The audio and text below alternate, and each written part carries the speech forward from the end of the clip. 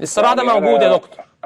لان انا متصور لما اتعملت لجنه الانديه وحضر 20 نادي، اخد بالك، وتم الانتخاب اللجنه وحصل على 19 صوت من 19 صوت وكان في صوت باطل، كان الامر الطبيعي انك تدخل في انتخابات الانديه وتحديد الرئاسه.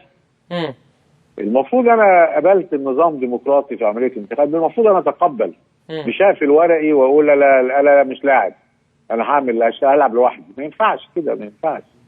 يبقى على طول تغير الموقف من مصلحه عامه لمصلحه خاصه. ده اللي انا افهمه، كلام مفتوح وكلام واضح وصريح. تيجي النقطه الثانيه اللي هي لجنه البث. لجنه البث كان ماسكها عضو من لجنه الانديه اللي هو الاستاذ ممدوح عباس. تمام. المفروض يمسك لجنه البث ايضا عضو من لجنه الانديه زي ما كان موجود وزي ما موجود في اللائحه اللي اعتمدها الاتحاد للجنه الانديه. فوجئنا بان رئيس الاتحاد جاي لنا جواب ان رئيس الاتحاد هيبقى رئيس لجنه البث.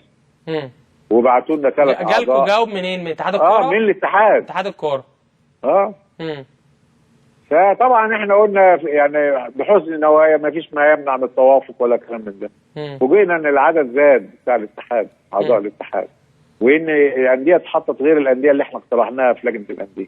الموضوع عاوز كلام، عاوز يتحدد، انتوا عاوزين دوري ولا مش عاوزين دوري؟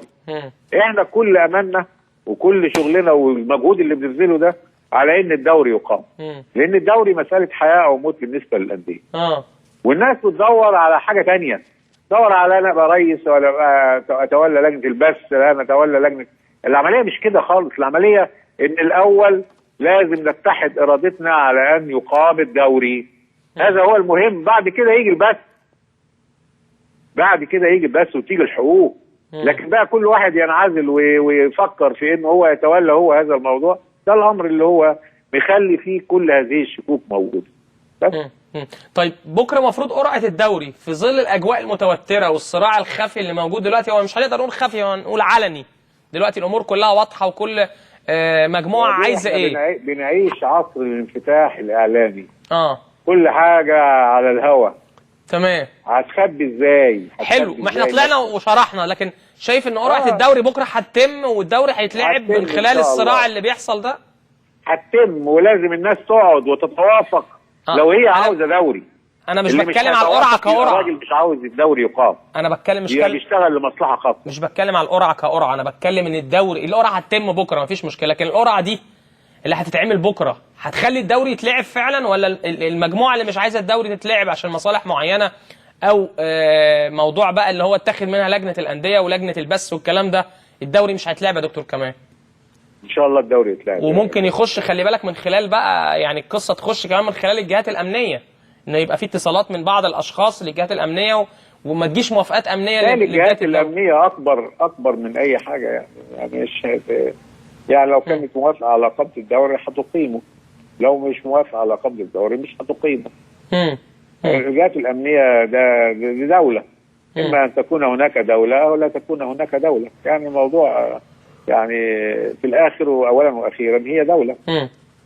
دكتور كمال، معركتك مع مين؟ حدد لي اشخاص. انا معيش معركه مع حد. انا بقوم بما يرضي الله بالواجب اللي بيوكل الي. لا انا عاوز ادخل في معركه مع حد ولا حد يقول اي يعني يستولي على حاجه مش حقه. بس تمام. انت لو لقيت ناس بتحاربك وناس مش عايزه الدوري يبدا وناس بتوقف شغلك هتحاربهم. الكلام ده قدام الناس واقول سلام عليكم. السلام عليكم. هتمشي؟ طبعا. طب ما حضرتك كده معلش ما تزعلش مني، يبقى انسحاب من الموقف وانسحاب من حاجه الناس يعني اللي وثقت فيك يعني يا كابتن كريم هعلن كل حاجه بالتفصيل عشان الناس تواجه البلد وتعرف هي دي حجمها ايه. يعني في اسرار احنا ما نعرفهاش لغايه دلوقتي. والله انا مش بالنسبه لي انا يعني شايف الامور بتتلعبك من غير لازمه، يعني كانت ماشيه كويس في الاول. كانت ماشيه كويس وماشيه زي الفل والناس بتتكلم صح وبتحاول مع بعض توفي الامر حقه وتؤكد على اقامه الدوري وان لازم الناس تتضافر جهودها عشان يبقى لجنه البث تجيب مبالغ اكبر، يبقى البث جماعي وحصري والكلام ده كله، ايه اللي حصل؟ طيب لو حصل وكان الكابتن حسن حمدي نجح وكسب انتخابات لجنه الانديه، بقى رئيس لجنه الانديه، كان هيحصل اللي احنا فيه دلوقتي يا كابتن دكتور كمال ولا لا؟ كان الدوري هيتلعب بالسهوله، اعتقد ما كانش هيبقى فيه مشكله، صح؟ يتهيألي لا. طب ليه معلش ما تزعلش مني حضرتك برضو كقامه كبيره ورئيس نادي الزمالك ورئيس لجنه الانديه، ليه ما تفتحش دراعك وتقعد مع الكابتن حسن حمدي وتحلوا مشاكلكم يا بيه عشان قبل ما لصالح الكره المصريه؟ تقول انا عاوز النادي الاهلي وبتاع، يقوم يطلع لك قرار مجلس الاداره يقول لك لا. هتروح تعمل ايه بقى؟ يعني الموضوع مقفول، تروح يقول لك لا. يقول لك ده قرار مجلس اداره، ينفع كده؟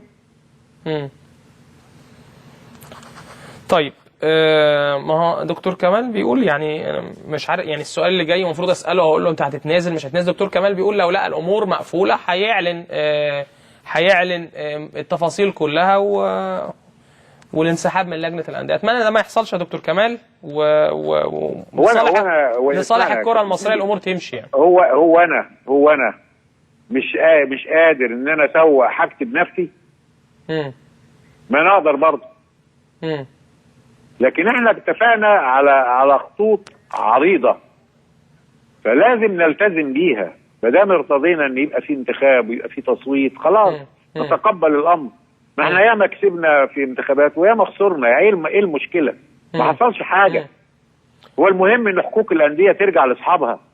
ايوه بس برضه تاخد حقها عشان تقدر تكمل مسيرتها. عايز برضه اتكلم في نقطه يا دكتور، ان برضه قيمه النادي الاهلي كبيره كقيمه تسويقيه، وقيمه نادي الزمالك برضه كبيره. ما انا متفق، ما انا بتكلم الاثنين يكونوا موجودين مع بعض. يعني سيئه لنادي الزمالك انتهت وتولى شؤونها رجالها. العميد محمد ابو السعود انسحب من اللجنه وانضم للجهه الاخرى لانه كان عاوز يبقى رئيس لجنه البث. طب جالنا قرار من الاتحاد ان رئيس لجنه البث رئيس الاتحاد، نعمل ايه؟ وهو نائب رئيس اللجنه بالمناسبه، نائب رئيس لجنه الانديه. يبقى ازاي انت دخلت وكنت عاوز تبقى رئيس لجنه الانديه وبعدين تنسحب وتعمل بث انفرادي يقول لك جالي 16 ولا 18 مليون؟ بس هو يعني العميد محمد ابو السعود انا اتكلمت معاه بصفه شخصيه ومن خلال البرنامج، وقال ان هو كان في وعود من حضرتك ان هو يكون رئيس لجنه البث. طب ما انا بقول لك اهو. رئيس الاتحاد عاوز يبقى رئيس لجنه البث. وجالي قرار من الاتحاد بكده.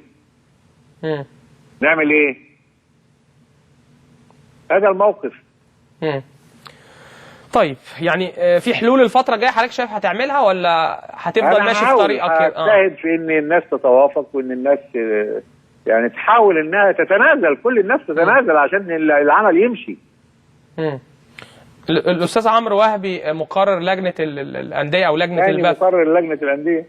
كان سابنا ومشي من غير ما يقول. يعني هو اللي قدم استقالته مش انتوا اللي اقلتوه؟ ولا قدم استقالته كمان، ولا جات لي استقاله منه.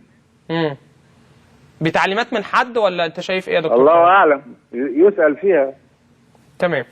بشكرك شكرا جزيلا دكتور كمال درويش، رئيس نادي الزمالك ورئيس لجنه الانديه. والامور داخل اللجنه ومن خلال بطوله الدوري الممتاز صعبه جدا، صراعات قويه.